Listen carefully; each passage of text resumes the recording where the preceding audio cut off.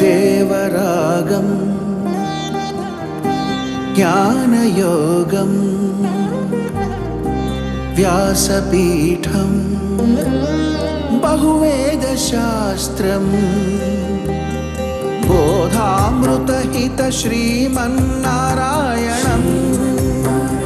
శివగౌరీ సంభాషిత సకల పురాణం అష్టాక్షరి పంచాక్షరి మంత్రావరణం అఖిల దేవతా సంస్తుతి పారాయణం జయమంగళకరమీ ప్రవచన శ్రవణం అనుదినము శుభము సుఖము జీవన గమనం దేవరాగం జ్ఞానయోగం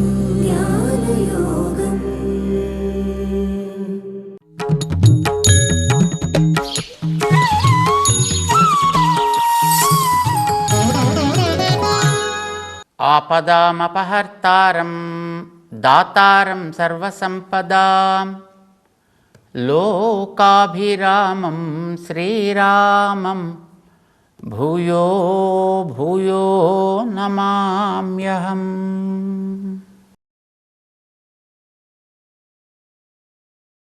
జై శ్రీమన్నారాయణ. ప్రియ భగవద్బంధువులారా, భగవద్గీతలో మధ్యలో సారభూతమైనటువంటి తాత్పర్యం ఉన్నట్టు 18 అధ్యాయాల గ్రంథంలో మధ్యదైనటువంటి 9వ అధ్యాయం గీతకి సారభూతమైనటువంటి తాత్పర్యాన్ని చెప్తుంది మనకి. ఏమిటి భగవద్గీతకి తాత్పర్యం? భగవంతుని ప్రేమించుట. మన జీవితానికి సారాంశం ఏమిటి? మన జీవితానికి ఏమిటి సారాంశం? అంటే మోక్షం పొందడం, లేదా మరి ఇంకోటి చేయడం, మరి ఇంకోటి చేయడం ఏమీ కాదండి. చక్కగా హాయిగా నీ శరీరమును ప్రేమించుము, చాలంతే. హాయిగా శరీరమును ప్రేమించుము. ఎంత బాగుందండి, ఎంత మంచిగా చెప్పారండి.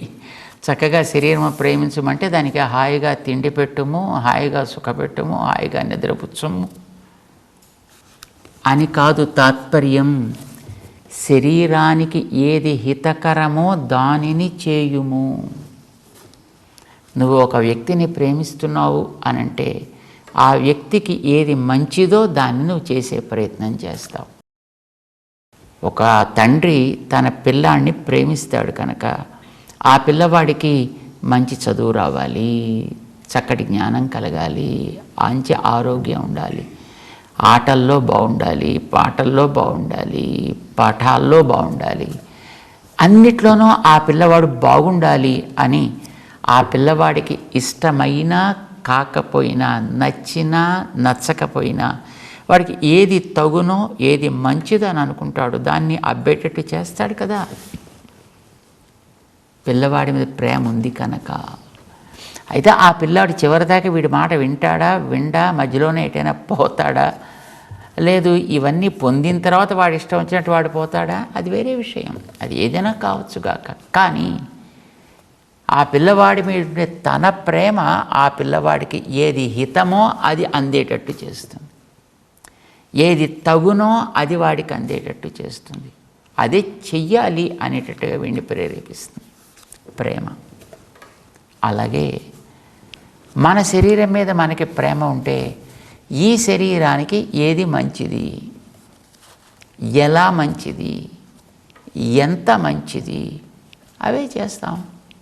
ఇది తినతగినది అంటే తింటాం, ఇది తినతగనిది అంటే దాన్ని మానేస్తాం. ఇలా ఉండదగును, ఇలా ఉండదగదు అంటే అలానే ఉండే ప్రయత్నం చేస్తాం అంతే.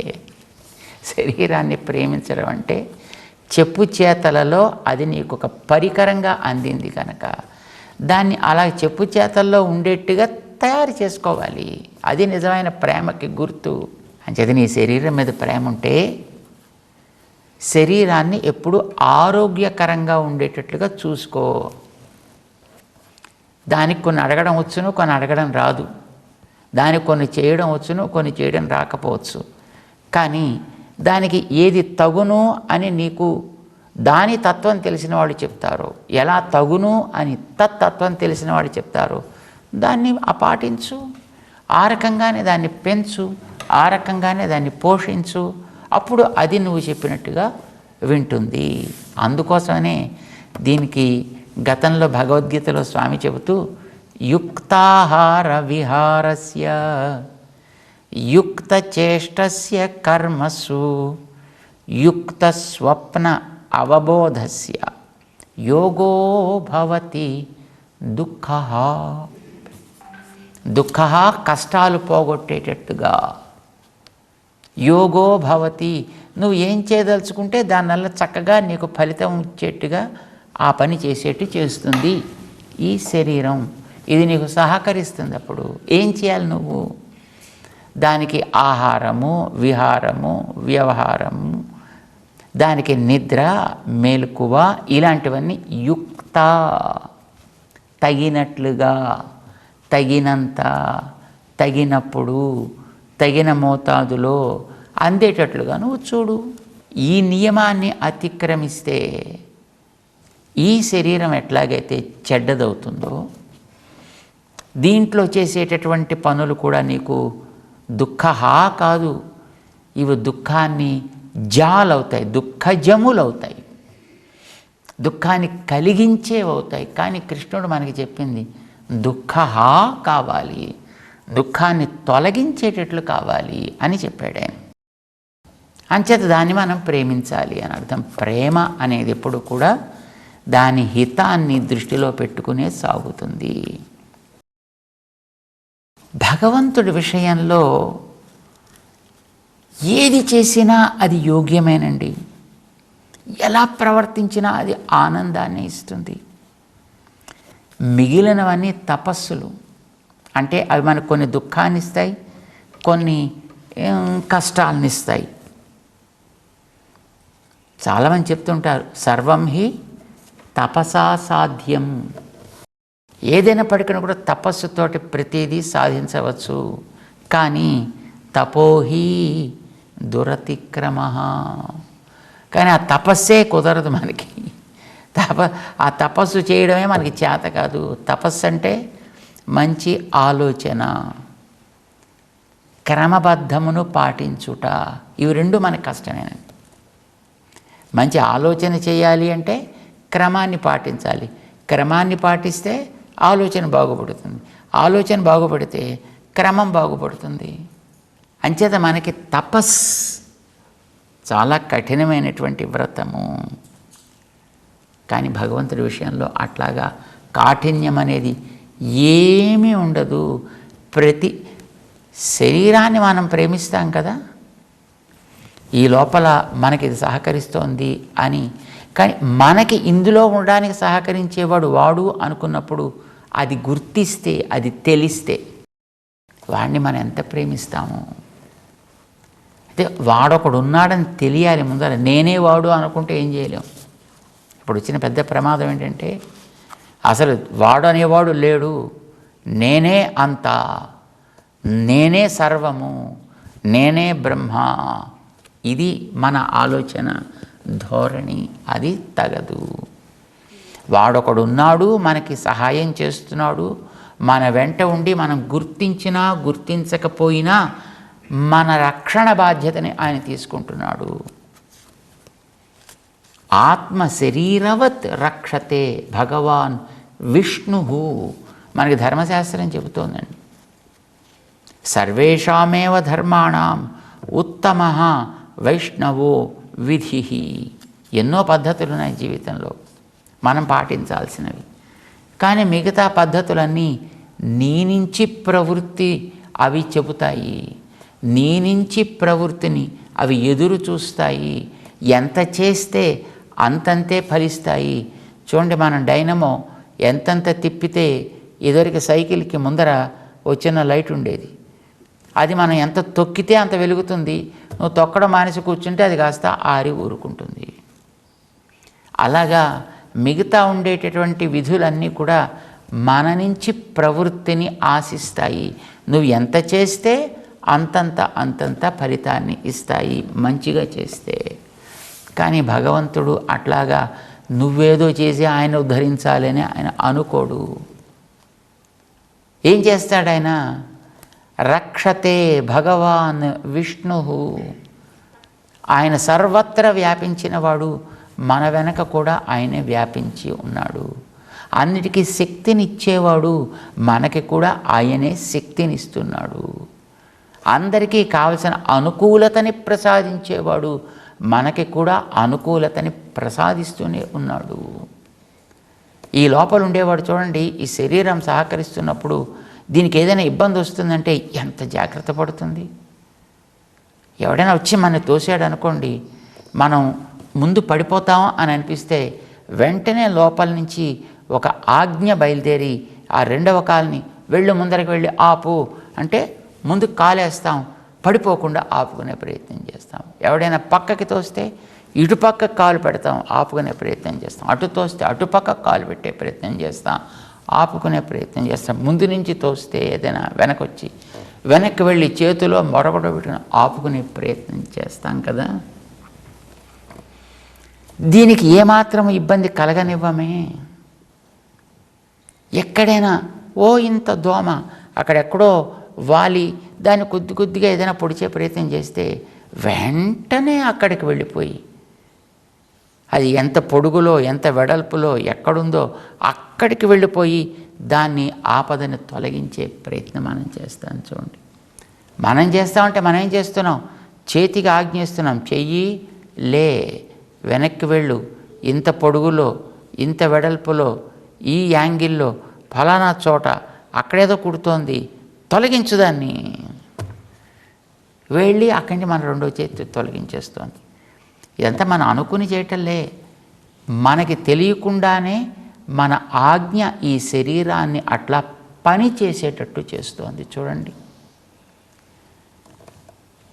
ఆత్మ శరీరాన్ని రక్షించుకోవడం కోసం ఎంత కృషి చేస్తూ ఉంటుందో, అలానే ఈ ఆత్మని కూడా తన శరీరంగా పెట్టుకున్నవాడు ఆ విష్ణువు కనుక, ఆయనకి మనమందరం కూడా శరీరాలం కనుక మనని కూడా అంత జాగ్రత్తగా రక్షించే ప్రయత్నం ఆయన చేస్తూనే ఉంటాడు.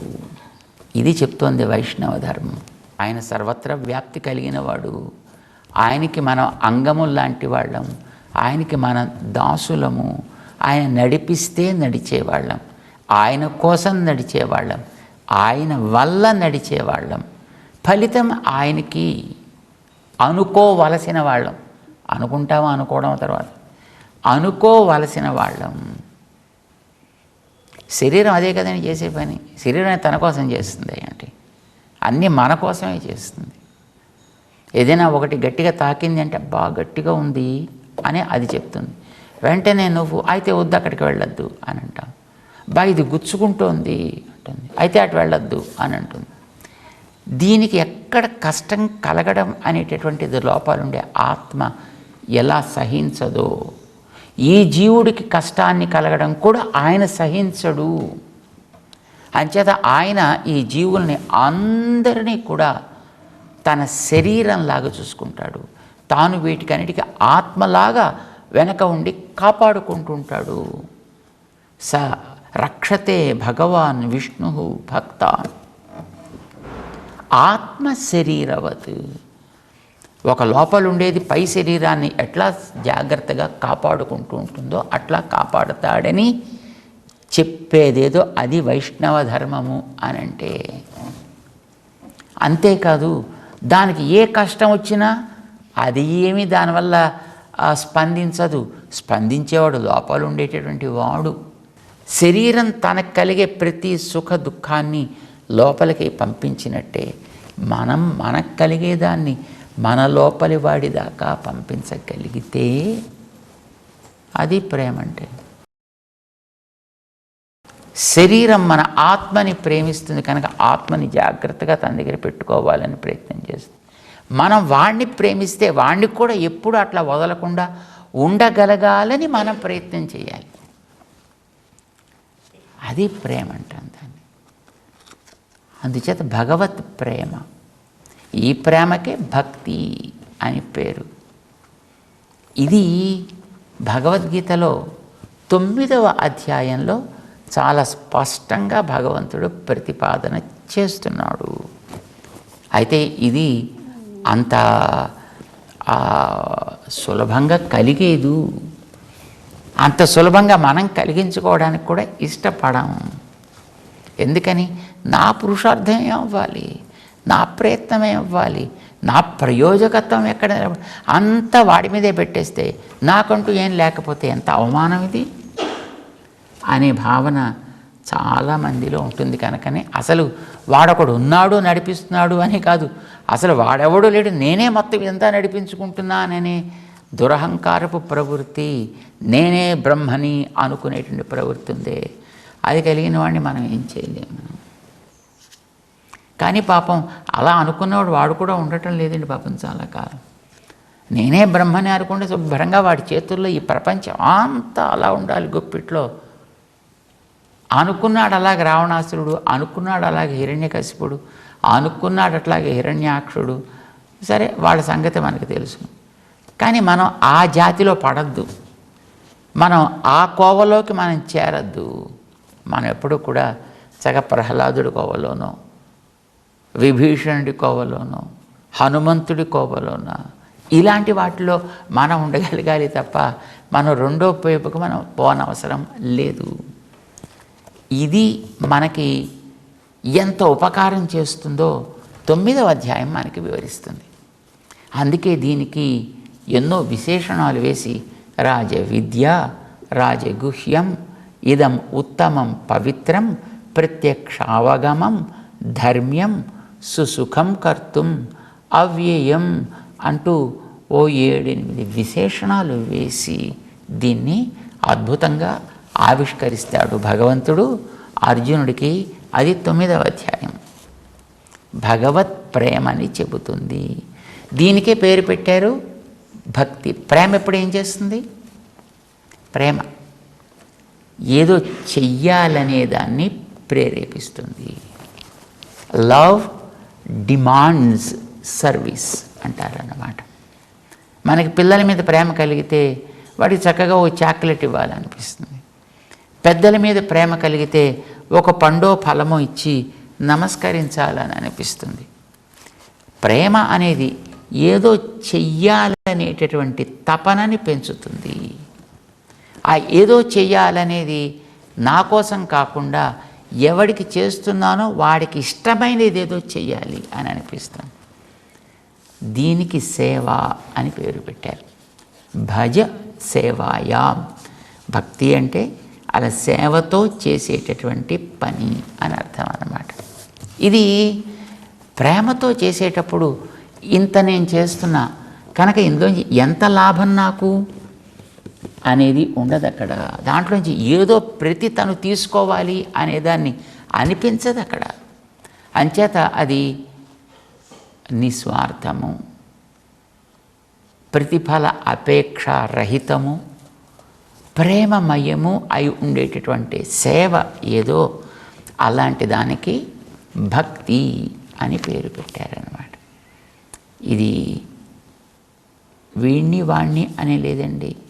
రాముడి యందు భక్తి ఒక జంతువుకి కలిగింది, ఒక బోయతకి కలిగింది, ఒక బోయవాడికి కలిగింది, చెట్టుకి కలిగింది, జంతువులకి కలిగాయి, రాళ్ళకి కలిగాయి, నీళ్ళకి కలిగాయి. మనకి రామాయణం చెప్తోంది ఈ విషయాన్ని. రాముడి విషయంలో ఇలాంటి ప్రేమ అచేతనాలకు కలిగింది, చేతనాలకు కూడా కలిగింది. వాల్మీకి రామాయణంలో మనకి దశరథ మహారాజుతోటి రాముణ్ణి తాను అడవి దగ్గర దింపి వచ్చిన తర్వాత జరిగిన సన్నివేశాన్ని చెప్పేటప్పుడు మనకు కనిపిస్తుంది. చెప్పాడు పాపం సుమంతుడు దశరథుతోటి, మహారాజా రాముడిని నేను వదిలిపెట్టేసి వచ్చాను, ఇక మళ్ళీ మాకు రాముడు ఇప్పట్లో కనిపించడు అని దుఃఖపు అతిశయం చేత చెట్లన్నీ కూడా ఎండిపోయాయ్యా. చెట్లు ఎండిపోవడం ఏమిటండి? రాముని ఎడబాశామనే క్లేశం అపి వృక్షాః పరిమ్లానాః, చెట్లని చిగుళ్ళతో సహా ఎండిపోయాయ్యా. పువ్వులతోటి మొగ్గలతోటి వాటి యొక్క ఉండేటువంటి చిన్న చిన్న లేత ఆకులతోటి కూడా అంతా మొత్తం ఎండిపోయాయి. ఎండ వల్ల కాదు, రాముని ఎడబాటు వల్ల కలిగిన ఆ విరహ వేదన చేత.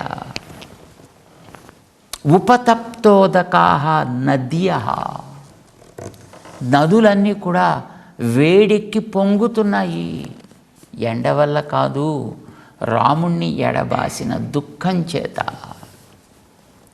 నీళ్ళకి దుఃఖం ఏమిటండి, చెట్లకి దుఃఖం ఏమిటండి అనిపిస్తుంది మనకి. కానీ వాల్మీకి చూస్తున్నాడు, వాల్మీకి చెబుతున్నాడు, రామాయణం మనకి తెలియచేస్తోంది. ఉపతప్తోదకాః నద్యః, నదులలో ఉండేటటువంటి నీళ్ళని త్రాగడానికి దరికి చేరాలి అని అనుకుంటే కూడా చేరనివ్వకుండా లోపల నుంచి ఆవిరి సెగలు కొడుతున్నాయి. అదిటండి నదుల స్థితి. అయితే నదులంటే పోనీ ఎక్కడి నుంచో వస్తుందేమో ఆ వేడి ప్రవాహం, పోనీ ఎక్కడైనా చిన్న చిన్న నీళ్ల సెలయేళ్ళు ఉంటాయి, అవి కానీ చలమలు కానీ ఉంటాయి కదా, చలమలు అంటుంటారు. అక్కడక్కడ కొంత ఇసుక తీస్తే అందులో కొన్ని నీళ్లు తయారవుతుంటాయి. పల్వలాని సారాంశిచ, చిన్న చిన్న అక్కడక్కడ కొన్ని చెట్ల మధ్యలోనూ అక్కడ నీరు నిల్వ ఉండేటటువంటి చిన్న చిన్న గోతులు ఉంటాయి, అందులో నీళ్లు ఉంటాయి. అలాంటివి కానీ, లేదు చిన్నగా నదివైపు ప్రవహించేటటువంటి సరస్సులు లాంటివి కానీ, అన్నీ ఉపతప్తోదకాః, అన్నిట్లోనూ నీళ్లు మరిగిపోతున్నాయి. రాముణ్ణి విడిచిపెట్టామనే దుఃఖం చేత అంటాడు. అంటే రాముడిలో ఉండేటటువంటి ఆ ప్రేమ వాటి నుంచి ఆ ప్రేమ తనకి అందేటట్లుగా చేయగలిగింది. చేత ఇది రాజవిద్య, ఈ ప్రేమ అనేటటువంటిది. ఆ చేసేటటువంటి సేవ ఏ ప్రతిఫల అపేక్షారహితంగా చేసేటటువంటి సేవ, ఆనందాన్ని ఇచ్చే సేవ. ఇది ఎంతెంత చేస్తే అంతంతే ఆనందం అండి, ఎలా చేస్తే అదే ఆనందం అండి. ఇష్టమైన విషయంలో, ఒక ప్రేయసి విషయంలో ప్రియుడు, ప్రియుడి విషయంలో ప్రేయసి సాగించే ప్రతి ప్రవృత్తి ఆనందాన్ని ఇచ్చినట్టుగా భగవంతుడి విషయంలో సాగించే ప్రతి ప్రవృత్తి ఆనందాన్ని ఇస్తుంది. సుసుఖం కర్తుం అవ్యయం, ఇది ఒకసారి మనం ఆచరించి కోల్పోయేది కాదు సుమా, ఇది అవ్యయం, ఎప్పుడూ సాగుతూ ఉంటుంది. ఇలాగా ఇది భక్తికి ఉండేటటువంటి లక్షణాలని చెప్పాడు. భగవద్గీత 9వ అధ్యాయంలో ఈ భక్తి విషయాన్ని గురించి దీన్ని జ్ఞానముతో విజ్ఞానముతో కలిపి చెప్తానన్నాడు. 7వ అధ్యాయం జ్ఞాన విజ్ఞానాలు చెప్పాడు, ఇక్కడ కూడా జ్ఞాన విజ్ఞానాలు చెప్పాడు. ఉపాసన అంటే ఏమిటి, భక్తి భగవంతుడిని సేవించడం అంటే ఏమిటి, ఏమి చూసి సేవిస్తాం, ఎట్లా సేవిస్తాం, ఎవరు సేవించవచ్చును, ఎప్పుడు సేవించవచ్చును, దానికి ముందు సంపాదించాల్సినటువంటి యోగ్యతలు ఏమేమిటి ఉన్నాయా, లేదు, వీటన్నిటితో కలిపి నేను చెప్తానయ్యా. ఇది తాను మొదట చేసినటువంటి ఒక వాగ్దానం. ఇది నేను నీకు ఇలా చెప్పబోతున్నాను. జ్ఞానం విజ్ఞాన సహితం యజ్ఞాత్వా, దీన్ని నువ్వు తెలుసుకున్నావంటే చాలయ్యా. తెలిసి నిజంగా మనకి దాని మీద రుచి ఏర్పడితే దాన్ని ఏదో రకంగా మనం చేస్తాం. తెలివి ఎప్పుడు కూడా తెలివి దగ్గర ఆగిపోదు. నిజంగా తెలివి కలిగితే అది ఒక చేత, వీడి చేత చేయించేటట్టుగా ప్రేరేపిస్తుంది. జ్ఞానం ఎప్పుడు కూడా అనుష్ఠాన పర్యంతము అయితేనే ప్రయోజనం. అంచేత ఈ అనుష్ఠానం, దాన్ని చేసేటప్పుడు ఉండే మెలకువలన్నీ కూడా విజ్ఞానం. కానీ అది తనకంటే వేరని తెలిసి దాన్ని ఉపాసించగలగడం అనేటటువంటిది జ్ఞానము. ఇది చేస్తుంటే చాలా ఎదురుకుండా నీకు కనిపిస్తున్నంత స్పష్టత కూడా ఉంటుంది. ఇది ప్రత్యక్ష అవగమం, ఇది ధర్మ్యం, ధర్మాన్ని అతిక్రమించేది కానే కాదు ఇది సుమా అని 7 విశేషణాలు వేసి చాలా చక్కగా మనకి చెప్పాడు. ఇందులో భక్తి ప్రధానంగా ప్రతిపాదన జరుగుతోంది. మనకి ఈ అధ్యాయంలో ఎన్నోసార్లు మొట్టమొదట 13వ శ్లోకం దగ్గర ప్రారంభిస్తాడు ఆయన ఈ భజ అనేటటువంటి పదాన్ని, చివరిదాకా దాన్ని చక్కగా ప్రతిపాదన చేస్తాడు 9వ అధ్యాయం. అందుకోసమని ఇది భక్తి యోగ నిరూపణ పరమైనటువంటి అధ్యాయము అని అంటారు. ఇది రాజవిద్య రాజగుహ్య అధ్యాయం కాదు, ఇది భక్తిని తెలిపేటటువంటి అధ్యాయం, భక్తి స్వరూప నిరూపణము జరిగేటటువంటి అధ్యాయము అని 9వ అధ్యాయాన్ని చెప్తారన్నమాట. దాన్ని మనం అనుసంధానం చేసుకుంటున్నాం. దాని యొక్క తాత్పర్యాన్ని, భక్తి అనేది ప్రధానం అని అన్నాం కదా, అసలు దేనికైనా ఒకదానికి ఇది సారము, ఇది దీని తాత్పర్యము అనే నిర్ణయం దేన్ని బట్టి చేస్తారు. దీని సారం ఇదండి, ఎవరు చెప్పాలి? రామాయణ సారమేమి? సౌశీల్యము అంటే ఏమిటి? దాన్ని అది మాత్రమే ఎందుకు చెప్పాలి? అదో ప్రశ్న. తాత్పర్య నిర్ణయం అనేటటువంటిది ఒక ప్రధాన అంశం. భగవద్గీతలో ప్రధాన తాత్పర్యం భక్తి. ఇది ఎలా మనకి తెలుస్తుంది అనేదాన్ని మనం కాస్త మన పెద్దలు చెప్పిన విషయాన్ని తెలుసుకుంటూ ముందుకు సాగే ప్రయత్నం చేద్దాం. జై శ్రీమన్నారాయణ.